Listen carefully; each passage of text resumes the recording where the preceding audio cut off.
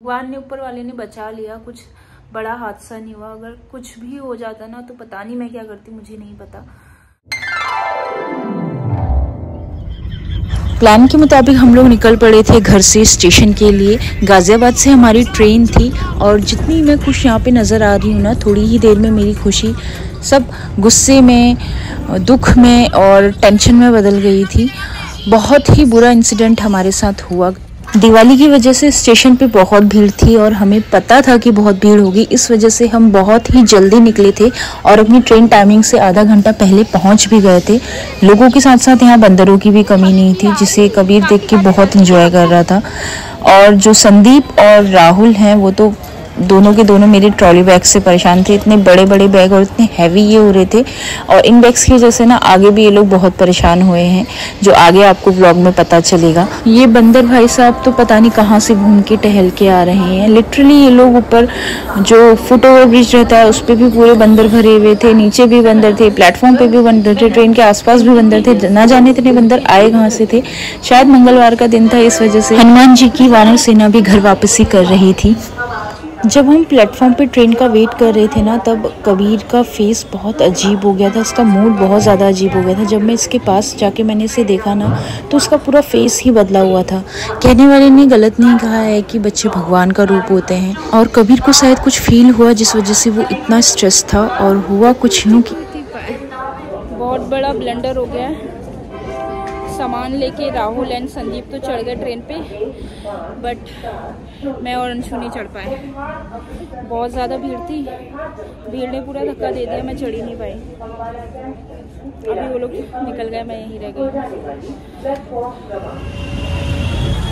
क्या हुआ है पूरी स्टोरी मैं घर जाके बताऊंगी आपको।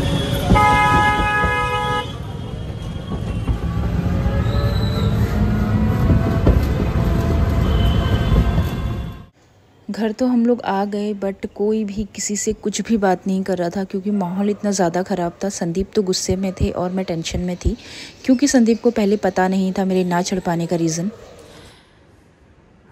ऐसा सब हुआ कि कोई कुछ बोलने की कंडीशन सिचुएशन में था नहीं, हम लोग सब शांत बैठे हुए थे।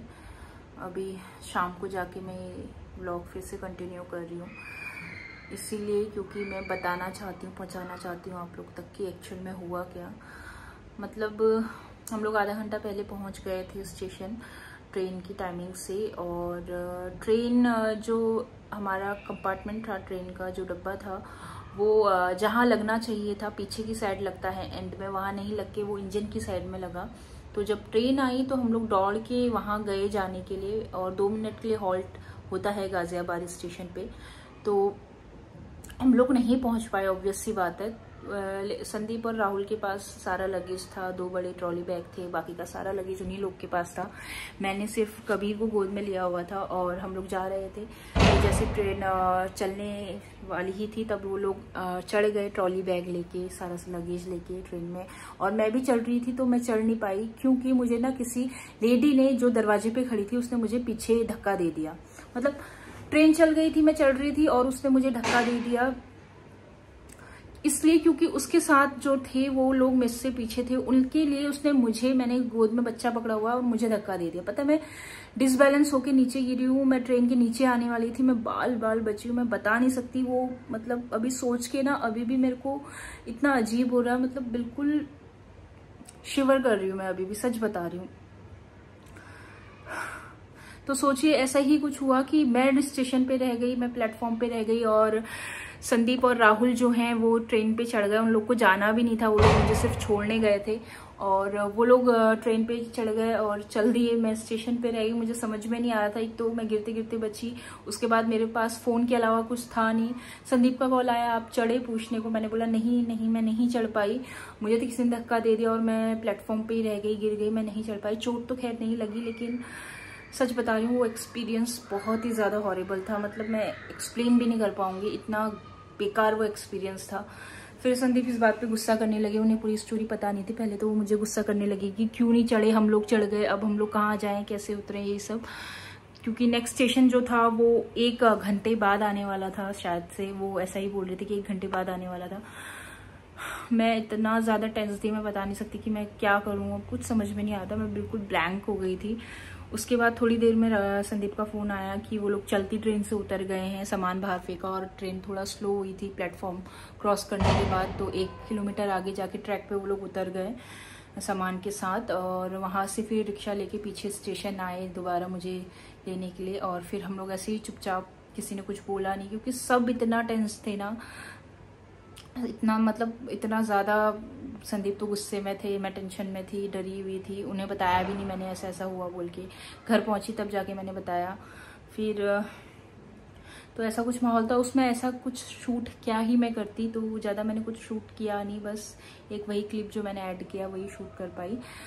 तो ऐसा कुछ हुआ और नहीं जा पाए हम लोग। चलो वो तो कोई बात नहीं, बट जो इतना बड़ा हादसा होते होते बचाना, सच बता रही हूँ मैं तो उस औरत को देख के दंग हूँ अभी भी, सोच सोच के कि यार ऐसे कैसे लोग करते हैं। मतलब कुछ हो जाता तो क्या करते हैं, मतलब तो वो क्या करती है यार, मतलब कैसे लोगों की, मैं तो ये कहूँगी यार अपने लिए, मतलब अपने लिए सोच रहे हो तो एटलीस्ट दूसरे के बारे में भी इतना तो सोचो कि उसको कोई नुकसान ना हो। मतलब तुम सिर्फ अपने लिए इतना कोई सेल्फिश कैसे हो सकता है।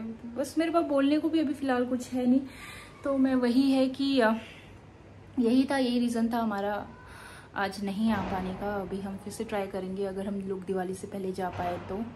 वैसे मुश्किल लग रहा है पर कोशिश कर रहे हैं कि दिवाली से पहले हम लोग घर चले जाएं। तो आज का व्लॉग यहीं एंड करती हूँ दोस्तों। बस आप लोग से यही कहना चाहूँगी कि अपने मतलब के लिए दूसरों को कोई भी तकलीफ़ नुकसान किसी को भी नहीं पहुँचाना चाहिए, किसी भी हद तक, चाहे वो छोटा हो चाहे बड़ा हो सकता है आपकी छोटी सी गलती किसी के लिए बहुत बड़ी पड़ जाए, बहुत भारी पड़ जाए। तो आज का व्लॉग यहीं एंड करती हूँ, नेक्स्ट व्लॉग में मुलाकात होगी। तब तक अपना ख्याल रखिए, अपने आसपास लोगों का ख्याल रखिए। Okay, thank you, bye bye.